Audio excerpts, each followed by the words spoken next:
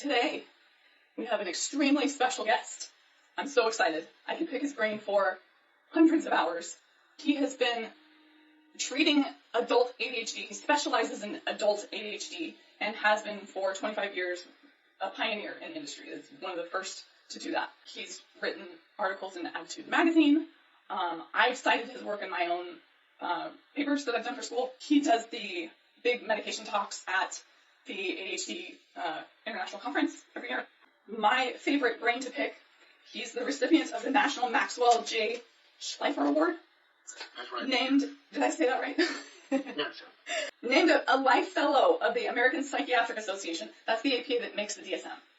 Because of his contributions to the field of adult ADHD. You're not going to find a more expert in this field. And I'm thrilled that he has agreed to be on our show. He also does research in rejection-sensitive dysphoria and is probably the reason that you know about it. I could go on and on and on and on. I'm so thrilled. The one, the only, Dr. Bill Dodson! Thank you for being with us. What a pleasure. I wonder how prevalent you personally, just in your own experience, think ADHD is. Because as we've seen, there's been kind of a big influx in diagnoses, particularly among women and inattentive types. And we're noticing that there's a lot of adults who went undiagnosed. So I wonder what your opinion is on like how prevalent it actually is. The Centers for Disease Control does a study every 2 years, and they ask about many things, but consistently they come up with a prevalence of 10%, give or take 10%. It's very consistent. And I think the reason for that is that women were not even looked at. When I was in my training, I was told that women girls, females, whatever, did not get ADHD. It was strictly a male phenomenon. And so people didn't even look, didn't even bother to ask. The very first time that a woman or a female girl, child, whatever, was included in a research study was the year 2000. So within our lifetimes. And they were just excluded.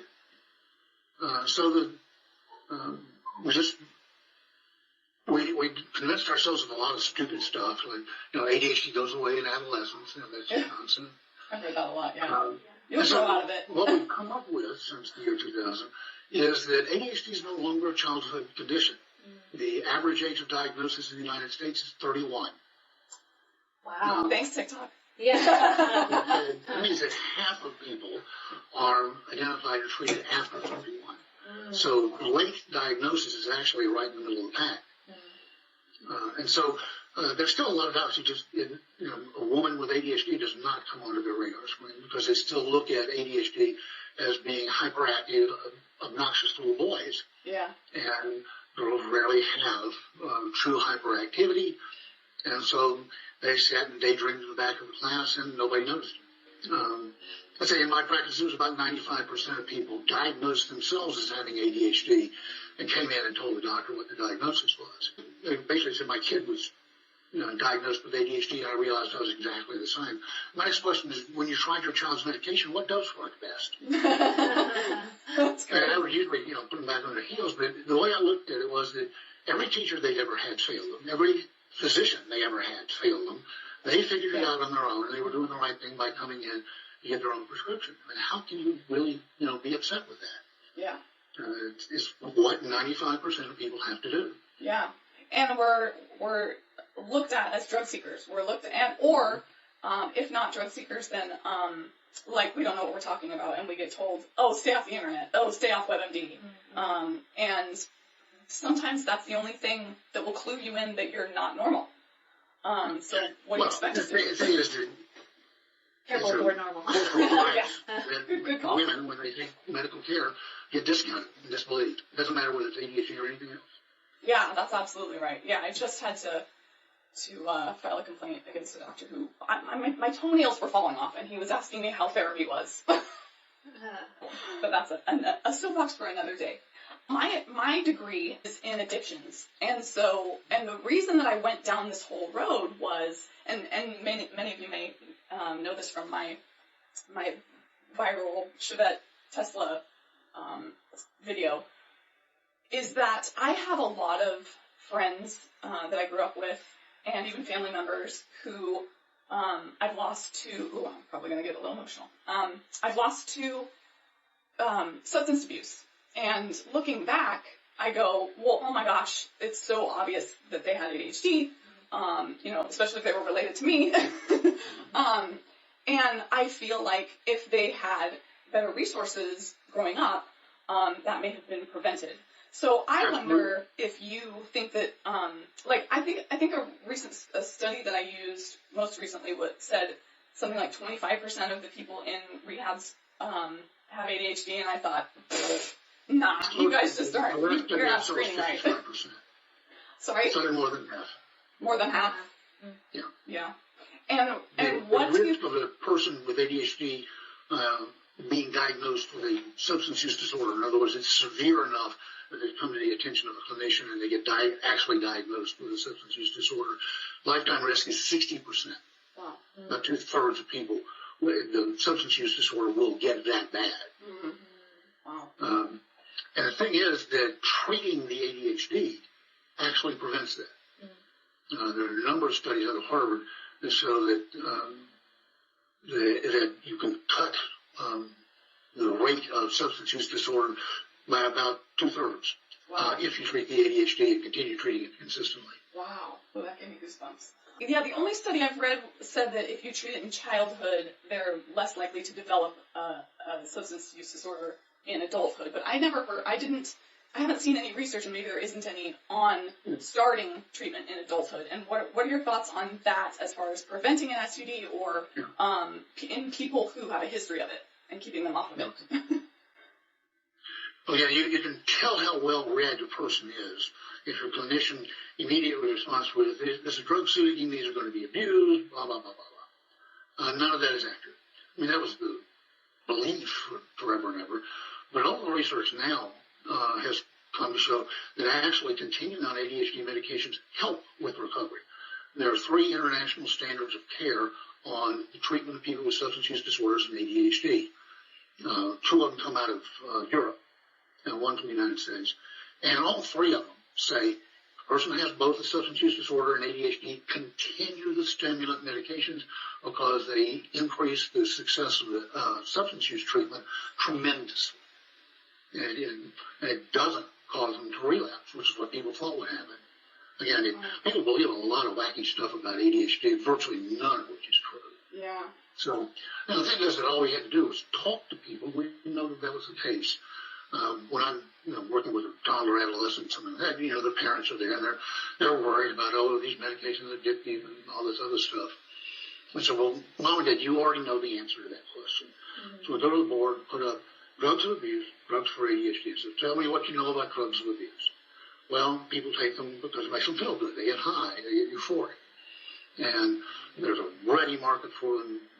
I don't care what city it is. Give me $100 and a good cab driver, and I can score wherever you want in about an hour. Now, they're very readily available. And people become very dependent on them. It's hard to get them off. And you have to really fight to get somebody off of a drug habit. Mm-hmm. Right. Everybody gives you that same list. So tell me what you know about ADHD. Well, if you have ADHD and you take a medication, you don't feel anything. If you go over your personal dose, it's quite dysphoric. It's called the Starbucks syndrome. It feels like you had 4 double espressos. It's not pleasant. Not at all. It's not. And no, that's not everybody who's listening here who's tried medications knows that if they go in a few milligrams too high, it's unpleasant. Mm-hmm. And the abuse and diversion is not these medications being sold.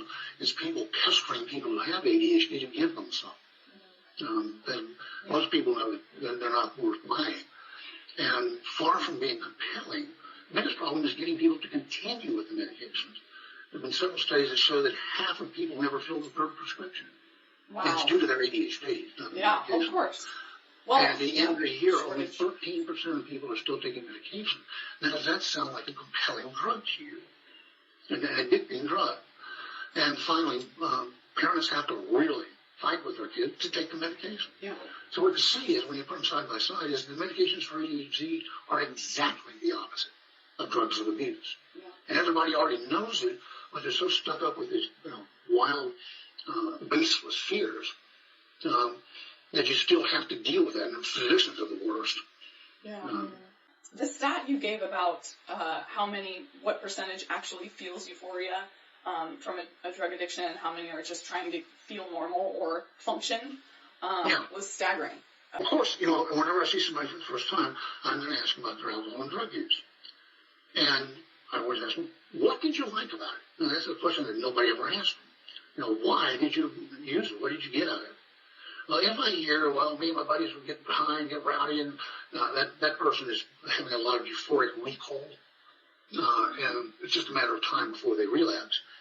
What you hear from people with ADHD, 85-90% of the time, is, I couldn't sleep, and I found that if I either had half a bottle of wine or a boost of dope or something like that, I could shut my brain and body off enough to go to sleep. Yeah.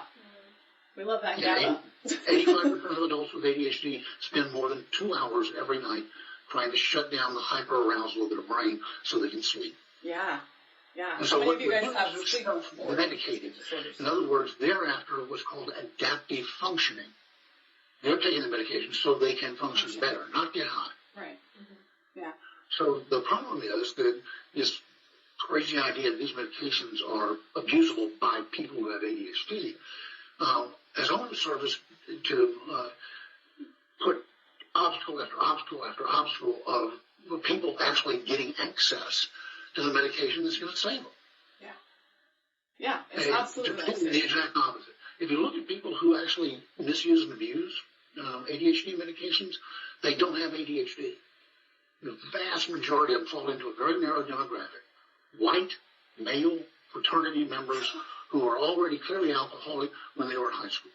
Wow. And they take the stimulants so they can stay awake and drink more, not to get high, so they can stay awake. And they probably crush it up and ingest it in ways that it's not meant to. You really need to make a distinction. Is the person somebody with an ADHD nervous system, or are they just a stupid ass who happens to be neurotypical? And the thing is, the DEA and the FDA just lump them all together as if they were the same. Wow. That's outrageous. This stat that I read in school was what put it in perspective for me, and I think it was something like, this may be way off, but it was something like 4% of the people who used substances became addicted. And it was like, there clearly is something different in this person who gets addicted when they take something and this person who doesn't, So it's... the bigger trouble with people with ADHD is actually to get them to take the medication. Right. That's part of this problem. Yeah, and I get so many followers, and part of why I always offer my content for free is because there's inherent dysfunction in ADHD, which means that we're not going to have a lot of money. We can't really hold a job usually. These are generalities, of course. There's exceptions, but there's inherent dysfunction that makes it a lot harder to afford medical care at all, and afford the medication, and keep track of it. I know for me, just scheduling a doctor's appointment is probably the biggest task that I dread. And I will put it off as long as I absolutely can. Even though I want the appointment and I want everything out of the appointment. But following through on that without a shortage, and then you add the shortage on top of it, and it's an absolute nightmare. We keep on asking the wrong questions. One of the questions I ask to every patient when they come in, and people who are listening can answer this in their own minds. I say, for your entire life, if you've been able to get engaged and stay engaged for literally any task of your life, have you ever found anything you could not do? And that's the mystery and frustration of ADHD, is that people with ADHD know that they have these extended glimpses of how bright, creative, great problem solver. They don't have any executive function deficit. They can literally do anything as long as they can get engaged. Right. So the impairments of ADHD are situational. Yeah. Mm-hmm. Sometimes you got them, sometimes you don't. Right. So the question is, how do people with ADHD nervous systems get engaged? Mm-hmm. They are not like the neurotypical folks around them. The other 90% of the population uses two factors to get engaged, get access to their abilities, and get things done. The big one is it's important. And the other one is there's a reward for doing it or a consequence if you don't. I ask people with ADHD to look back over their lives. Can you remember a single time in which the importance of a task, such as getting your appointment with a doctor, all by itself, ever once helped you? In fact, I probably have the worst example. My dog means more to me than anything that has ever existed on this planet. And I love him indescribably. And I care deeply about his health. But I will put off his calling the vet. And every day I hate myself for it. It's the thing I care about the most. We were talking about the neglect, particularly in women, by the medical field. And so I wonder, one of my biggest challenges, both as an influencer and as a ADHD coach, is guiding people through working with uneducated doctors. Which is almost all doctors. Yeah, and that was going to kind of be my question, because I'm always at a lot. I'm always a little torn, because obviously I want them to go seek out an expert and go to somebody who knows what they're talking about. But the problem is so prevalent that, like, you're just going to have to go to doctors that don't know stuff. And not only are you dealing with lack of education, you're dealing with egos and stigmas, and so I wonder. Just about anybody who goes in to see a doctor is going to know more than they do, and docs hate that. Thank you for saying that. Yeah, part of the problem is that we're not trusted about our own experiences. And if someone has done a ton of research and has gone through the whole DSM criteria for something and gone down these rabbit holes and seeked you out as a doctor and scheduled the appointment and showed up, and they put a whole lot of work into something that, if they didn't have it, why would they put so much work into it? And just about everybody with ADHD has rejection sensitivity. And they know there's a very high chance that if they go in there, they're going to be made fun of and discounted. Yes. So they know that there's a very high chance that they're going to get nothing out of this except pain. Yes. And the reason that docs are so ignorant, functionally illiterate, is that it's a major failing of establishment medical education. 93% of adult psychiatry training programs do not mention ADHD. They don't mention the word ADHD in 4 years of training. So 93% of psychiatrists you go to will know nothing. 93%. Wow! But those are the people who are prescribing these medications. That's the person you're supposed to go to. I think you're lucky to find somebody who's willing to prescribe them. Yeah. The other big problem is that if, say doc said, I really want to get hot with ADHD, and a psychiatrist gets 20 to 25% of the people who walk in the door and recognize I have ADHD. It's a fourth of what I see. How would I go about learning it? Well, there is no textbook on how to diagnose ADHD, how to choose a medication, fine-tune it so you get maximum benefit and no side effects, or if there are side effects, how to manage the side effects. It does not exist.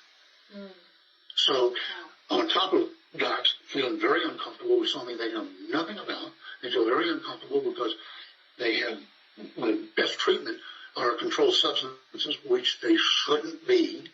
They were made controlled substances, again, by just stupidity. And they don't know what they're doing, and they have no place even if they wanted to know, which most of them don't. They have no place to go to learn.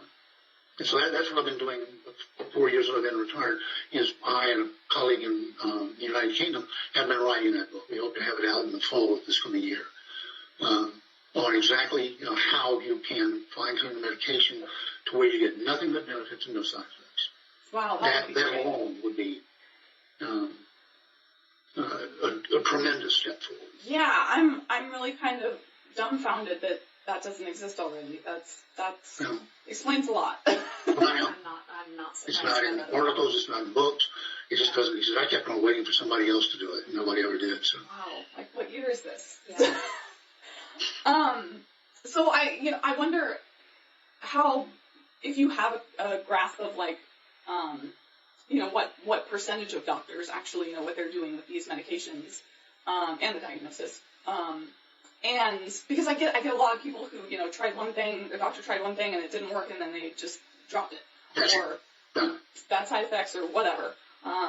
And so I wonder if you have a grasp of like how many actual good qualified doctors there are out there who do this properly, and what advice you might have for somebody who doesn't have the luxury of going to an expert like you and does have to just go to their psychiatrist. Okay. Well, let's start with the advice. This is one of the great things about CHAD meetings or ADDA meetings. These are people who were in your shoes a year ago. And so they've already qualified and vetted the people out there. They know who's good and they know who's not. And so just showing up at a CHAD meeting, and just go, in fact, all you have to do is go to chad.org, and they put a big map and you just click where you live, and we'll bring up the closest CHAD meeting. That's cool. Anywhere it is, what time it is. And so they will do a lot of the spade work of telling you who knows what they're doing and who doesn't. Because if this is not being taught at all, for instance, pediatricians, 50% of pediatricians acknowledge that they themselves do not think they are competent to diagnose and treat ADHD. Half. Wow. And with the ego of most physicians, I'm sure that it's much higher than half. So who's going to go out there and one, have the confidence to say, I can figure out by myself something that, the big wigs and the researchers have not figured out yet. And I'm willing to put in 2,000 or 3,000 hours of my own time that's not reimbursed to figure this out on my own and feel that I'm competent with it. I mean, how many docs are going to do that? Yeah. Not many. And usually what you see is the docs who are good at it either have ADHD themselves or have a family member who has ADHD, and they had terrible care, just absolutely awful care, had really bad experiences. And so that's their motivation for going out and, making that personal sacrifice to get hot with the subject of ADHD, because they know they're going to have to do it on their own, at least until my book comes out. Yay! When does that come out, by the way? Yeah, that's going to be great. When does it come out? How do we, It's I hope to have it come out in fall. The writing's done. We're now laying out the pages, the cover. We had one publisher that was fired. The book they wanted was going to be incredibly dull. And of course, people with ADHD would read about a paragraph and that's not for me. So how do we? The book needs to be interesting, fast-paced. Have jokes in it and stuff like that. That's great. Because most of the docs who are going to pick it up initially are going to have ADHD themselves. Yeah, you got some likes on that one. The viewers were liking that. Yeah. So how do we get an anonymous copy? A copy sent anonymously to our doctor? We're going to put it on Amazon. Okay, great. And because I've done so many articles for Attitude, they're going to help me with advertising. So it'll be on the Attitude website and in their magazine. That's great. Awesome. And Attitude is by far the biggest ADHD outlet in the world. Their website has 3 million discrete hits a month. Wow. About a third of which are from outside of North America. And so it's quite international. Yeah. Yeah, I get a lot of Australian followers. I just have one last question.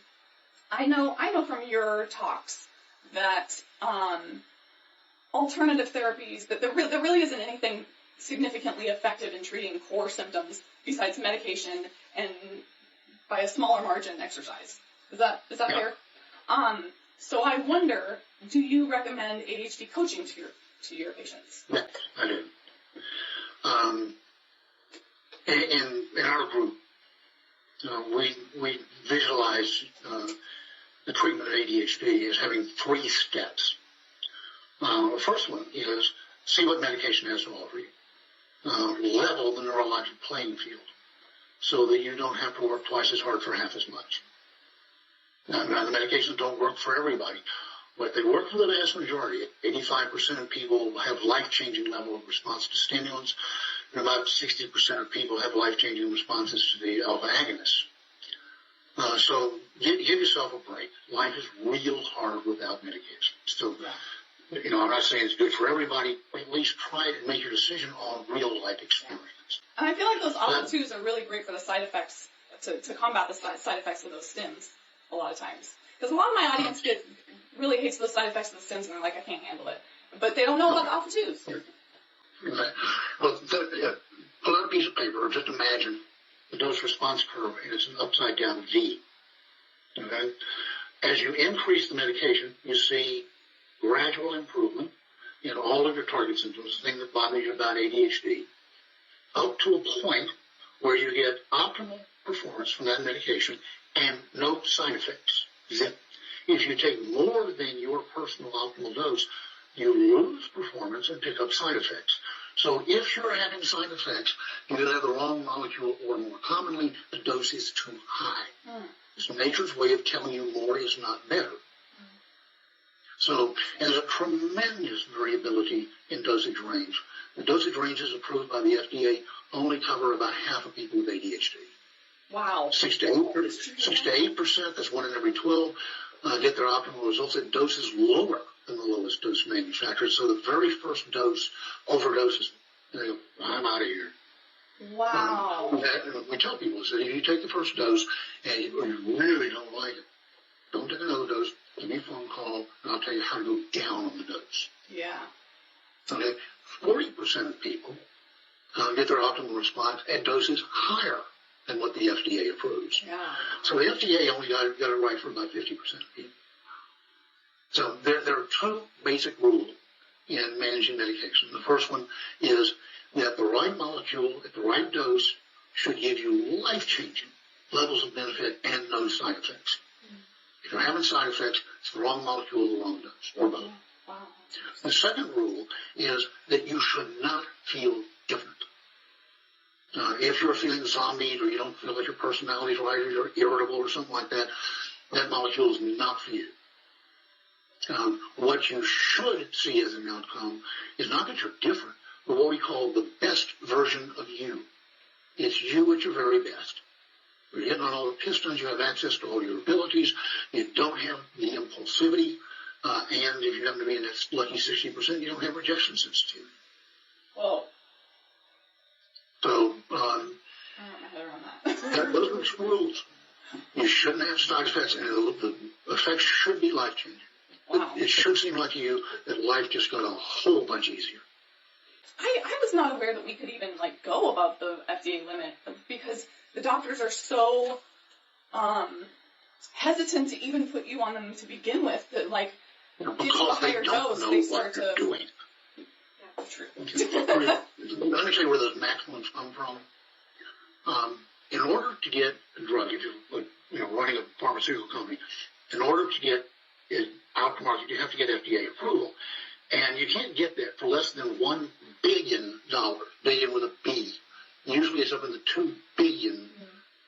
Again, just going through the bureaucracy of the FDA is just amazing. That's why medications cost so much. So imagine that you're running a drug company, and you're at that final stage 3 before you can bring your product to market and hopefully make that $1 billion back. How are you going to design that study? You only have to do two things. You have to show that it's effective for what you say it's effective for, and that it's safe. So how are you going to design it? You're going to make sure the dose is high enough that you see the benefits, but also low enough that there's not a chance in the world of an adverse event that's going to keep your product from getting to the market.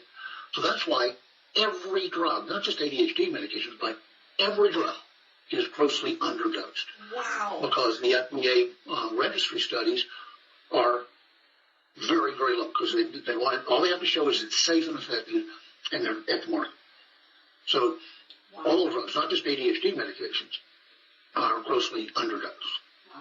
And not just in psychiatry, everywhere. For instance, the seizure medication are on max dose for the FDA is 1,800 milligrams per day.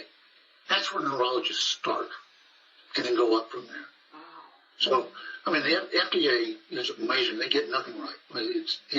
You think they had 50-50 chance or something like that, but the FDA is one of the biggest obstacles out there. Wow. Yeah, no kidding. If they don't approve it, then you have to pay out of pocket for that. Your insurance. Well, if they don't approve it, it never gets to market. Oh, yeah. I was talking about the dose. If you're resistant and you need a higher dose, Well, now the thing is that higher doses have become so common. We no longer have any trouble with the pharmacies about that. And we just have to do an extra pre-authorization with the insurance companies. Really? But But if you're willing to go to bat for your patient, you can usually get at least double the dose. The American Academy of Child and Adolescent Psychiatry, in their most recent standard of care, said, and I have it in print, they go through every medication and said, in children, you can go 50% higher than the FDA's quote maximum dose. Wow. The maximum doesn't mean that's the only one you can take safely. It's just that was the maximum one they tested. Wow, those doctors really act like they got their hands tied. Well, they don't know that they think the FDA is there to tell us how to practice medicine best. It's not. It's not a clinical organization. It's a big regulatory bureaucracy. Wow. And they approach it like regulators and non-physicians. I was having a conversation once with the guy who headed up the division that looked at all the ADHD medications. And he asked me, does ADHD really exist? I mean, this guy was the guy in charge, and he wasn't even sure that ADHD existed. That tells you the level of understanding that the FDA has. That's unbelievable and really depressing. The amount of ignorance out there is jaw-dropping. Yeah. Wow. I mean, part of this information is really, devastatingly depressing, but part of it, it also explains the massive troubles Well, that see we have. what you see. Yeah. Wow.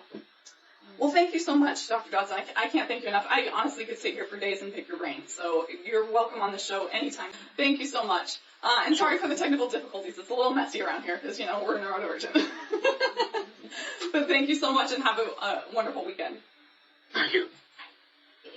Now we have Safe Space Hot Takes. Safe Space Hot takes! My safe space hot take is going to be, I don't know if it's that big of a hot take, and it's kind of related to our episode that we just did, is that meds aren't for everyone. And I think Dr. Dodson did actually confirm this, although I think he said that the percentage of people is probably pretty low. But I do think that there is a percentage of people who have tried and it's just not the right fit. If we're talking about ADHD meds, I suppose sort of I'm talking about ADHD meds, but also sometimes psych meds too. Sometimes people have, not to say that these types of medications are extremely important for some people, if not most people. Especially psych meds. Maybe I'll take the psych meds part out of it because. But ADHD meds are psych meds. I mean, yes. I guess I'm talking about for mental illness, not for neurodivergence. I will say that it's definitely not that hot of a take because I get I get constantly told that I'm a med pusher and big pharma and and I get asked constantly what alternative therapies and stuff there are. And I am looking forward to addressing this in the next episode because it's part of that discussion. But yeah, I don't think any respectable professional would say it's for everybody. For the simple fact that we all have different biological makeup. Yeah. And meds are going to affect us differently. Right. And when you read the studies of how differently they affect us, it's crazy. How fast we metabolize things, how, if we metabolize them at all, how long they last, if we build a tolerance, it is all over the board. Yeah.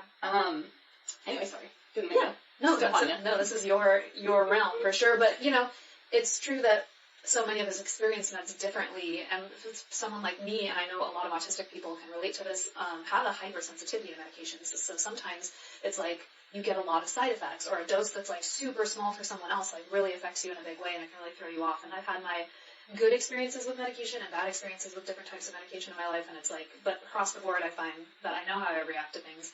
And it's hard because you kind of have to try before you really know, is the thing. So and this is part of why I am so intense about medication information, is that I feel like a lot of people give up on medication before they've tried. So we were talking about the major problem of doctors being totally uneducated and not actually knowing how to prescribe these properly. Most of them are neglectful. Most of them are not going to teach you about all the different things that are available and how the dynamics affect the body and who is right for what ones. And my fear, because my life has been a complete 180 since my medication. I fear that there's people out there who are missing out on the benefits like I am because they had a bad experience, or like you said, really bad side effects. I had really bad side effects too. I have a lot of autistic characteristics, mainly in sensory and neurological stuff. So, well, I guess the whole thing is neurological, but anyway. But yeah, stimulants really, really affected me a lot. But the answer was when I added the alpha-2, that actually brings down my norepinephrine, and that's what was making me so like ramped up and stressed out, and increased my sensory issues. So once I added that in the mix, that was the perfect thing. And if I didn't spend like all day every day learning about this stuff, I would never have found that. Because I had to spoon feed my doctor, just as he said. Like, you really just have to teach your doctor things. Yeah. Which is unfortunate. Yeah, it's like, we're going to you for help. We shouldn't have to be the one being like, here's what I need. But as a coach, I'll say that I will never, and as an influencer, I will never insist that someone should be on medication.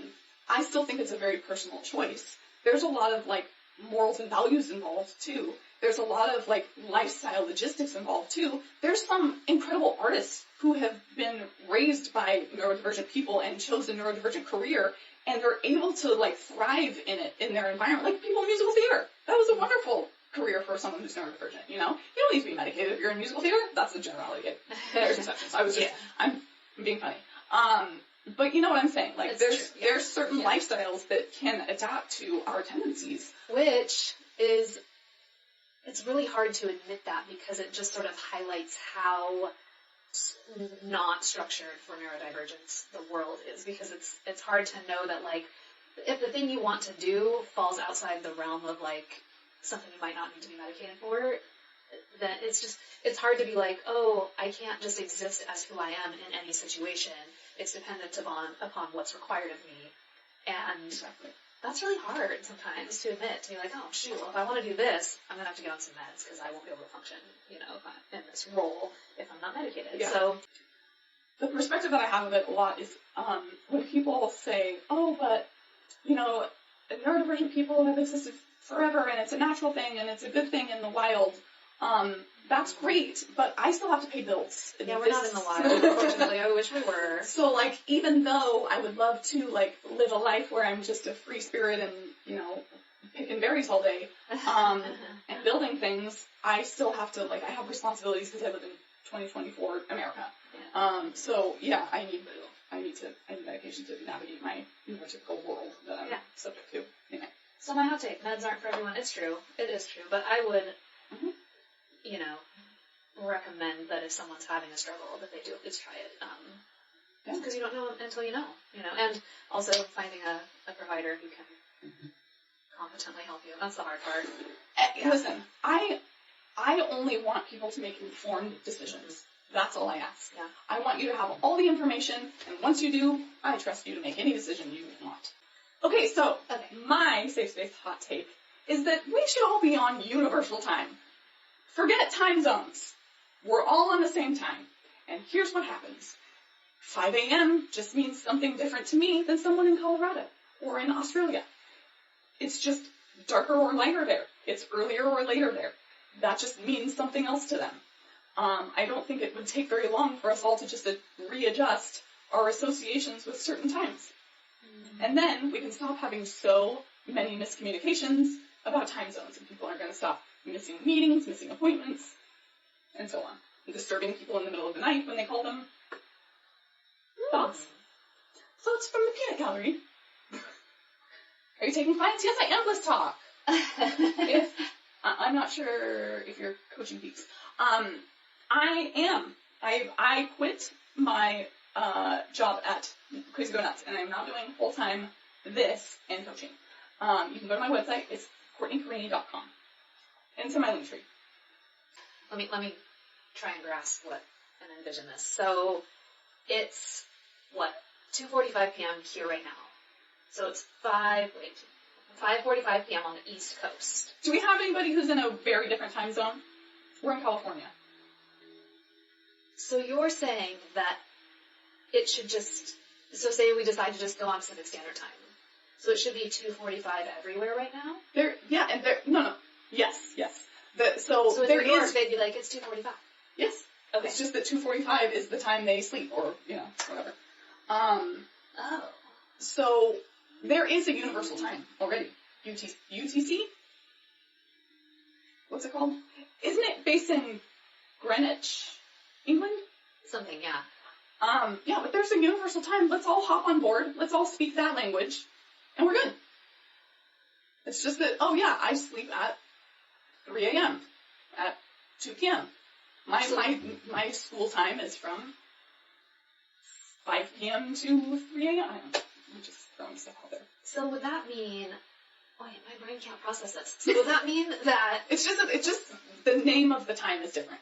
So you would still sleep at nighttime? Yeah. Be awake during daytime?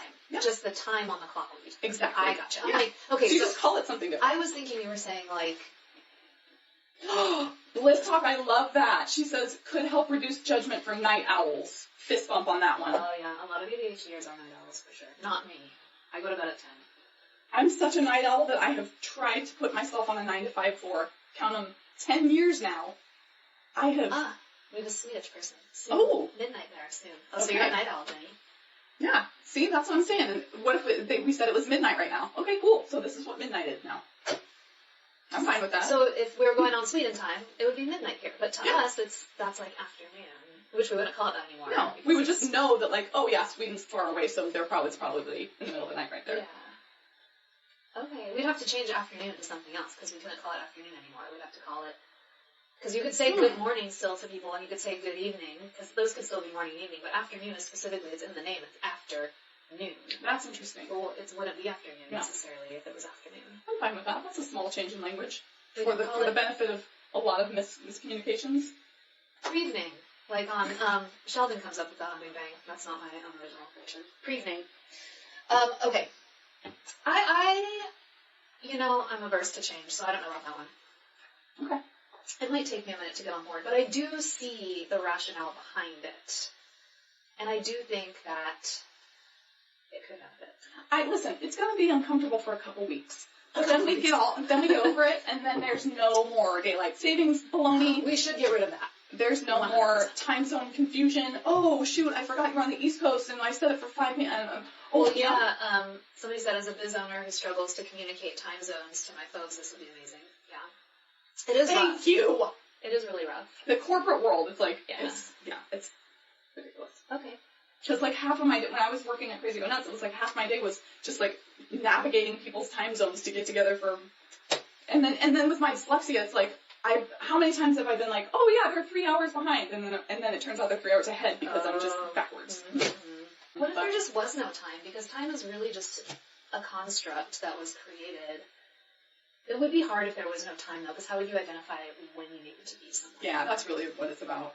It's rough, though, because sometimes time stresses me out, particularly around, like, bedtime and wake-up times, because sometimes I'm not a good sleeper when I know I need to be asleep by a certain time to get a certain number of hours, because I have to be up at a certain time. And so knowing it's like 10 p.m., 11 p.m., 12 p.m., if I could just like not know what you. time it is, it would be great, because then I wouldn't get stressed out about, like, oh, I should be asleep right now because it's 11 p.m. If we could just let our bodies take over, and, like, there was a time where there wasn't time. There weren't clocks. It was a long time ago, but, like... We would have to be really in, like, little tight-knit communities where we're in constant communication with each other. And I'm down for that. Who's in for an ADHD commune? Or a neurodivergent commune? We can just wake up when we want. We're starting a cult now. Time is one of my biggest sources of stress, Kim. Oops. Yeah, time is stressful. And there's a video essay about this. I'll find it. Hold on. What? You're not the first one to know about this, Courtney. There's others. We can recruit them. I will. I can. When we start the the commune, I want to be the one who makes the bread, okay? Okay. Okay, I'll be the baker. Done. The baker. Man says, and he makes a good point, but I can address it. He says, if I needed to call someone in Australia, it'd be hard to tell what part of the day it is there. But you already, off the top of my head, I have no idea what time it is in Australia anyway, right? And you have to look it up. So you would just look up, like, how many hours ahead or behind they are in terms of daylight. Right? Like, if it was like, oh yeah, they're about 5 hours ahead, 5 hours of daylight ahead. That tells you about how far they are. I mean, it's not a perfect system, but This video essay is about how we genuinely didn't used to obsess over precise time until the Industrial Revolution. Bosses used it to shortchange workers. It all comes back to the evils of capitalism. Info dump city. Yeah. How would this affect travel, too? This person just said it's 10:45 p.m. in UK right now. And oh my gosh, that would be so helpful for travel, because when you're in midair, you're like, well, wait, if it's 2 right now, but I land at 1, does that mean I have 2 more hours in this flight, or 3, or 1? Friends and followers. Friends and followers. So friends and followers is where we recommend someone who we love following. Or it can be just something that we liked. It can be a movie. It can be music. It can be a TV show. It can be somebody on Instagram, somebody on TikTok. It could be one of you. Could be one of you. I love all of you guys. My first one is Tanglewood Sue. Tanglewood Sue is an artist, and she has a line of paints. And she is very neurodivergent informed in her work. She is very neurodivergent herself, and she consciously honors that in her work. So she will do all sorts of unconventional things. She'll take an antique piece of furniture that's just so ornate and is worth thousands of dollars, and she'll paint it in bright fluorescent colors. And it will look gorgeous. But she'll get a lot of trolls about it because, there's people who are, I don't want to say elitist, because, it's reasonable to, be like, oh, no, the antique, you don't want to, we get it. But there's so much healing and self-love in just doing what you prefer. Just honor your own taste. There aren't any rules. And she has that narrative behind her work very consciously, and it's beautiful, it's wonderful. I also love her style, and I've been in contact with her because we're working on trying to get us thrones for this show. Yeah. And that would be way fun. Fancy chair. My first one is, I know her on Instagram. I'm not sure what other platform she's on, but her name is Heidi. Her handle is Welcome to Heidi, just all one word.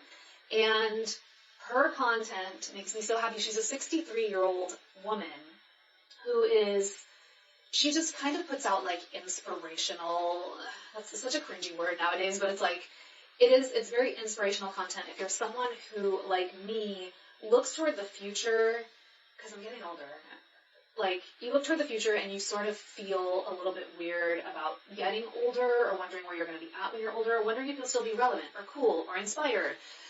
And this person, the content she puts out, she's so confident at 63. She loves fashion, but not she loves thrifting and just being she's very quirky in how she dresses, and, she's still very, motivated, goal-oriented, and it's just and she's beautiful.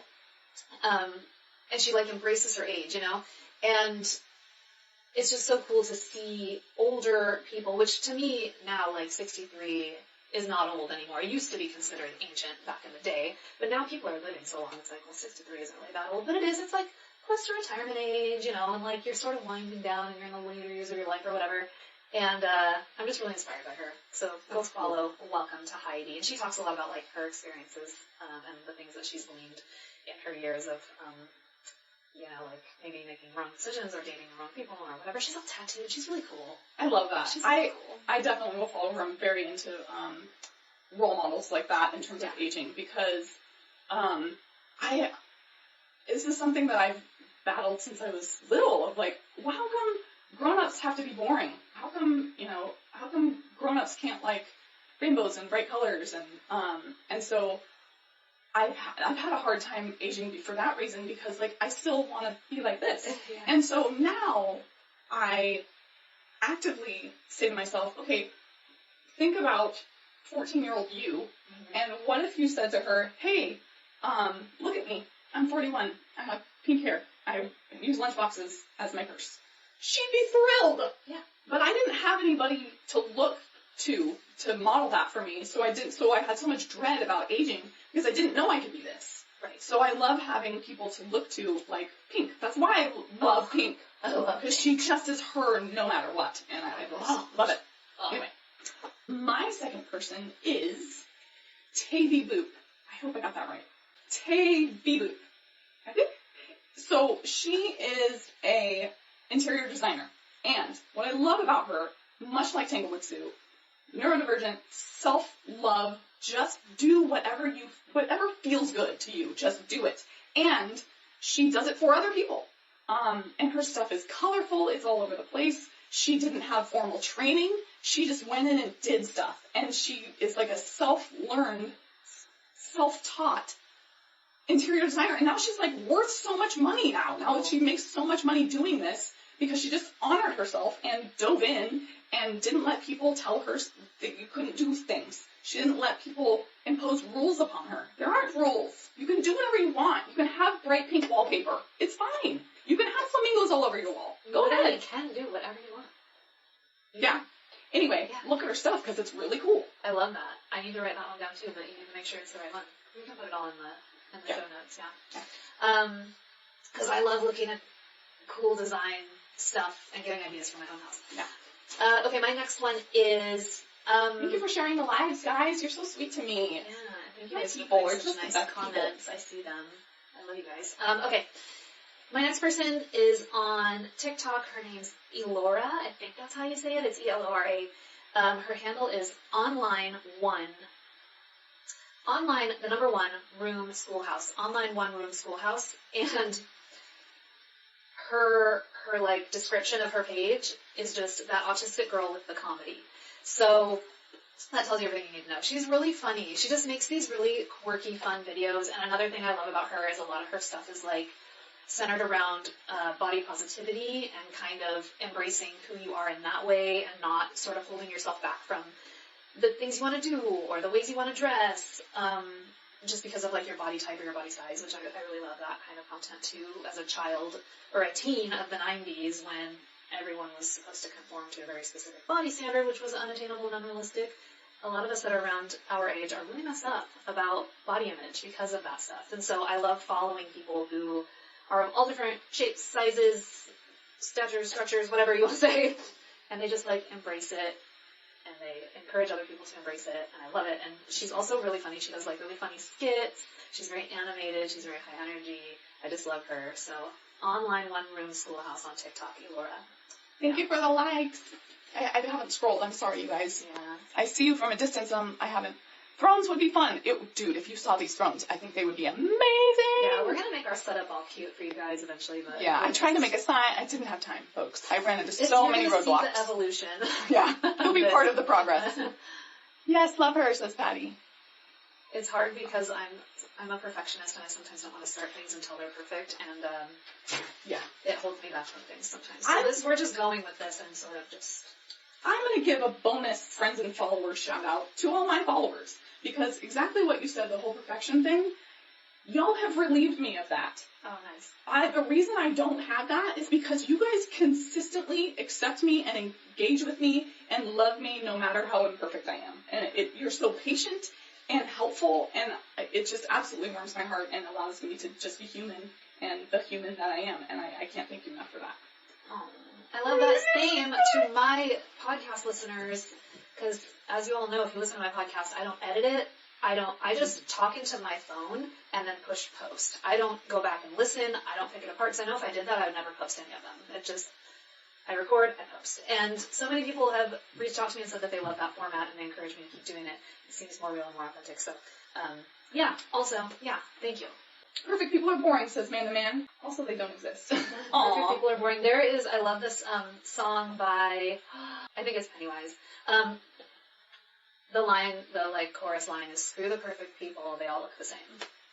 And I blast that song when I'm having like a weird self-conscious day where I'm like feeling, because you get caught up in the social media scroll and you're like, oh, everybody is looking so good. No, they're really all looking the same. I completely agree. It can feel true sometimes where you're like, ooh, people are starting to all look kind of the same, but getting the same things done to their face and wearing their hair the same way and wearing the same kind of clothes. And no shade. Like, if people like what they're doing and feel confident in how they're looking, cool. But like for me, I'm really drawn to people's imperfections a lot of times. Absolutely. I think that when I think about the people that I love, and like, as an example, I had a friend who got a nose job, and I was so sad because I liked her atypical nose. Mm-hmm. And I like my own atypical nose. It's a little fat and it's a little hooky. I call it my beak. But I like it. It adds character to my face. You know that I'm Courtney when you look at it. You don't think, oh, it's just some random girl. And I even love the wrinkles on my friends' faces. I love every part of them because that's what makes them them. And there's nothing inherently bad about that stuff at all. It's just them, and I love them. So why wouldn't I love that? Yeah. Also, but I've had plastic surgery, by the way. I've had plastic surgery on my eye bags. Yeah, I'm not like shaming anybody. Plastic surgery is okay too. Whatever. So that was it. That was our 2,000 followers. Yes. Is this the end of the episode of Act? Thank you, my friends. Love you.